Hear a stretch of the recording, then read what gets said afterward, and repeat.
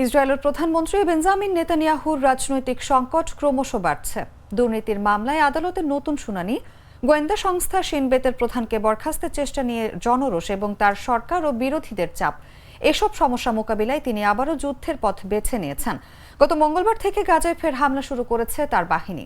এর ফলে আপাতত নেতানিয়াহুর এসব সংকট অনেকটা আড়ালে চলে গেছে। আদালতে তার শুনানি স্থগিত হয়েছে।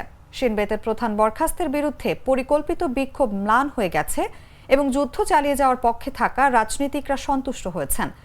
সাবেক ইসরায়েলি কূটনীতিক অ্যালন পিঙ্কাস আল জাজিরাকে জানান, নেতানিয়াহুর নির্দেশে চালানো রাতের বিমান হামলাগুলো পুরোপুরি টিকে থাকার রাজনৈতিক কৌশল। তিনি বলেন, শিন বেতের প্রধান বরখাস্তের ঘটনা থেকে দৃষ্টি সরাতে এই হামলা করা হয়েছে। পিঙ্কাস আরও বলেন, এই হামলাগুলোতে কোনো সামরিক তাৎপর্য নেই এবং রাজনৈতিক সমাপ্তির কোনো লক্ষ্যও নেই।